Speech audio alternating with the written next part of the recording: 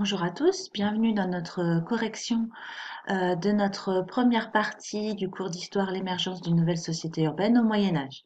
Donc je vous ai déjà confié cette page avec des questions et une partie du cours à recopier. Donc notre problématique, c'est comment les villes se développent-elles au Moyen Âge, quels changements se produisent dans les centres urbains. Un centre urbain, c'est un centre dans lequel se concentre justement la ville. Dans une première partie, on regarde à quoi ressemblent les villes et quelles sont leurs activités, et donc on commence par voir la croissance des villes. Je vous ai proposé d'aller trouver un texte dans votre livre qui se trouve page 86. Donc voilà ce texte, et à partir de ce texte, de trouver un passage qui nous montre que les villes sont bien en augmentation. Alors toute la première partie du texte, elle nous dit qu'il y a bien eu une augmentation de la population en Europe. On l'a vu en histoire déjà, et notamment avec les défrichements. Donc dans les campagnes, c'est tout à fait vrai. Et puis à l'époque, c'est vrai aussi pour les villes, les fondations urbaines. Urbaine, c'est qui concerne la ville, hein. Et donc le passage qui m'intéresse, il est là.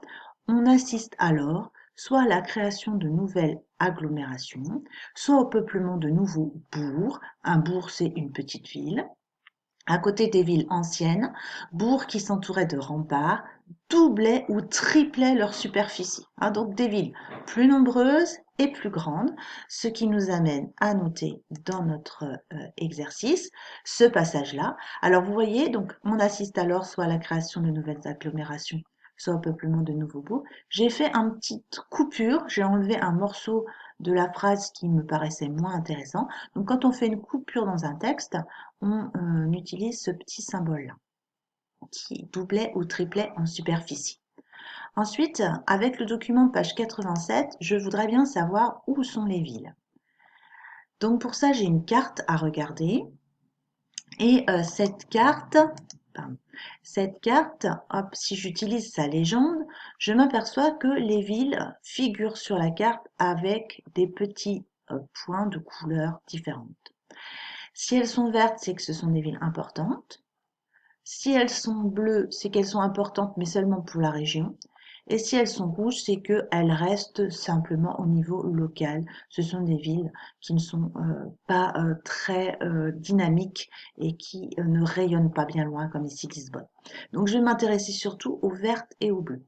Donc on me demande dans quelle région est-ce qu'elles sont nombreuses. Eh bien, je peux voir que ici, j'ai une concentration de villes bleues. Là, elle est toute seule, là, elle est toute seule. Et je vais retrouver une autre concentration de villes bleues et vertes ici. Les deux régions portent le nom qui est indiqué en italique ici, Italie et Flandre. Ça va me donner donc ma réponse à la question suivante. Les villes se concentrent en Flandre et en Italie. Alors la Flandre, c'est l'équivalent du nord de la France et de la Belgique. Maintenant que je sais qu'il y a de plus en plus de villes, que je sais où elles sont, je veux savoir à quoi elles ressemblent. Donc je retourne page 86 pour étudier l'image. Cette image me montre donc une ville du Moyen Âge et la question que je vous pose, c'est qu'est-ce qu'elle a de différent par rapport à un village? Alors vous pouvez déjà, puisqu'on a étudié des villages dans les seigneuries, comparer par rapport au nombre de maisons. Par exemple, nous, dans la seigneurie de Vimy, on avait vu qu'un village, c'était que quelques maisons. Là, on a quand même une concentration importante de maisons.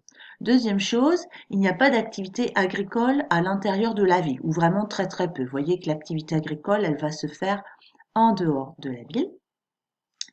Et puis, troisième chose, ce qui n'existe pas pour les villages, c'est que la ville, elle est entourée de remparts. Elle est fermée avec comme des sortes de portes. Vous voyez que ça ressemble à l'entrée d'un château fort. Alors, en correction, je vous propose 3 éléments, mais je vous en demandais 2. La ville au Moyen Âge concentre plus d'habitants, de construction, et on n'y pratique pas l'agriculture. Et puis souvent, elle est close. Close, ça veut dire fermée par des remparts. Donc à vous de compléter. Ensuite, un exemple pour voir une ville concrète et surtout son évolution. Donc je vous proposais d'aller regarder page 92, la ville d'Arras. Donc la première consigne, c'était d'essayer de retrouver déjà l'endroit le plus ancien d'Arras. Donc pour ça, je vais utiliser la légende. Je m'aperçois que la ville est en 2 couleurs. soit une zone beige qui correspond à la ville au XIIIe siècle, soit une zone rose qui m'indique que c'était déjà un habitat avant la ville, préurbain au Xe siècle. Donc c'est la zone la plus ancienne. Je vais regarder cette zone ici. Ma question, c'est autour de quelle construction s'est développée la ville. Donc là, c'est vraiment le cœur le plus ancien, le démarrage, et je vois ce bâtiment ici qui porte la lettre B. C'est une abbaye, l'abbaye de Saint-Va. Donc on peut imaginer, enfin c'est plus qu'imaginer d'ailleurs, on peut comprendre qu'au départ il y avait une abbaye avec des moines, et puis certainement des paysans, des gens qui habitaient autour, ou des artisans qui produisaient pour répondre aux besoins des moines, leur vendre des choses. Et puis progressivement, hein, cet habitat s'est développé jusqu'à former une ville. Donc ici, on peut répondre, la ville s'est développée autour d'une abbaye. Et puis, comme on a dit que dans la ville, il n'y avait pas d'agriculteurs, ben, que font les gens? De quoi vivent-ils? Ben, c'est ma question suivante. Quelles sont les activités qu'on trouve à Arras, les métiers? Donc, vous aviez toute une liste de métiers. Ici, je vous ai demandé d'en choisir trois, je crois. Donc, on a des bouchers, des métiers donc autour de la viande, boulanger, menuisier, fabriquer des meubles, par exemple. Les tanneurs, ce sont ceux qui travaillent la peau, le cuir. Les fileurs, ben, font du fil parce qu'on n'achète pas les bobines de fil toutes faites au Moyen Âge. Il faut, à partir de la laine, fabriquer le fil. Les tisserands, qui font les tissus, qui les tissent. Les teinturiers, les tissus sont de la couleur de la laine ou de la fibre naturelle qu'on utilise.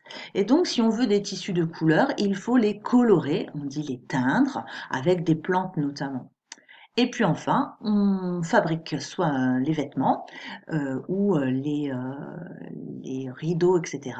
Et ce sont donc des tailleurs drapiers qui fabriquent ces vêtements à partir du drap. Le drap, c'est un mot très important au Moyen Âge parce que tous les tissus, en fait, sont appelés draps. Ça ne veut pas dire un drap pour mettre dans son lit, ça veut dire un tissu qu'on va ensuite travailler pour fabriquer quelque chose avec. Voilà cette première partie donc sur la croissance des villes avec les métiers. J'en ai mis trois. Donc on voit que les villes sont un lieu de production, on fabrique des choses, et puis c'est aussi un lieu d'échange, un lieu de commerce. Déjà, on va regarder au niveau européen quelles sont les principales régions justement de production et de commerce. On va retourner à notre grande carte, ici. On voit très bien que certaines régions sont mises en orange. C'est justement ça, les principales régions de production et d'échange. Et on retrouve l'Italie du Nord, la Flandre et aussi, pas très loin de chez nous, puisque nous, les Ardennes, on est à peu près ici, la Champagne. Voilà notre réponse.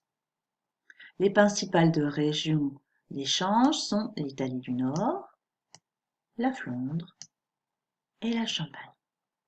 Et ensuite, je vous proposais un texte qui nous permettait de voir un petit peu les produits qui pouvaient être échangés dans ces régions. Donc le texte, le voici. La première question, c'était dans quelle région arrivent tous ces produits? On nous parle de productions qui viennent d'Angleterre, d'Irlande, etc. Mais où est-ce qu'ils se retrouvent ces produits? Bien, c'était à la fin du texte. Viennent marchands et marchandises en la terre de Flandre. Ils viennent dans la terre de Flandre, c'est-à-dire qu'ils viennent en Flandre, région qu'on a vue tout à l'heure. Donc tous ces produits, ils arrivent en Flandre. Ensuite, je voulais vous montrer que ces produits viennent parfois de très loin, de certains pays qui ne sont pas européens. On les trouvait ici, l'Égypte et le Soudan, qui sont deux pays d'Afrique. Puis vous deviez citer trois produits alimentaires. Il y en avait plus que trois. On avait le fromage, par exemple. Nous avions les harengs, qui sont des poissons, le porc, nous avions le miel, l'huile d'olive, les figues, le raisin, le poivre et les épices qui servent à parfumer les plats. Peut-être plus difficile pour vous, des produits qui servent à faire des vêtements. Alors, pas de coton, pas de fibres synthétiques, que des fibres naturelles et souvent animales, comme la laine, le cuir et la fourrure. Il faut bien imaginer qu'au Moyen Âge, il n'y a pas de systèmes de chauffage aussi perfectionnés que nous. Donc, les gens portent beaucoup de fourrure. Ça n'est pas mal vu de tuer les animaux pour leur fourrure à l'époque. Hein, c'est vraiment pour avoir des manteaux pour tenir chaud. Et puis, trois matériaux précieux qui peuvent servir à faire de la monnaie, ou qui peuvent servir aussi à faire des bijoux, à faire des objets de la vie quotidienne précieux, comme des vases par exemple. Donc, on trouve l'or, l'argent et le cuivre. Donc ça nous montre qu'au Moyen Âge, il y a beaucoup de circulation de produits qui viennent parfois de loin et qui sont très variés. Pour résumer cet exercice, je vous ai proposé un petit résumé à mettre et on y croise le mot foire. Au Moyen Âge, il n'y a pas de grandes surfaces, il n'y a pas de centres commerciaux, il n'y a que des marchés, hein, ou des boutiques dans lesquelles on peut acheter des objets. Et donc, pour échanger tous ces produits très variés qui viennent de très loin, on organise ce qu'on appelle des foires. Donc, un grand marché de plusieurs semaines qui se tient chaque année aux mêmes dates. Hein, par exemple, il peut y avoir la foire de printemps dans la ville de Troyes.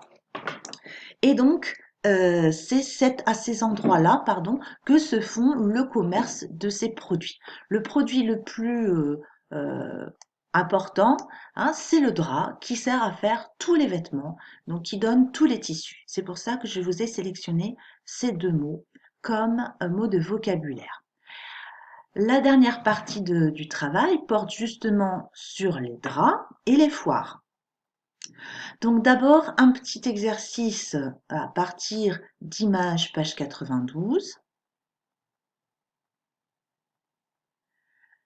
La fabrication des draps concerne beaucoup d'artisans parce qu'en fait, c'est très long de fabriquer du drap en laine. Il y a beaucoup d'étapes. Donc ici, vous aviez des images qui vous montraient certaines des étapes. Je ne vais pas toutes les reprendre parce que il ne faut pas que la vidéo soit trop longue. Mais vous voyez qu'il y a beaucoup d'étapes. Ici, il y en avait 8, il y en a plus en fait. Et chaque étape correspond à un métier. Donc il y a beaucoup d'artisans qui travaillent autour de la fabrication du drap. Deuxième question, c'était de montrer que à Arras, on fabrique bien du drap en s'appuyant sur les métiers qui étaient indiqués.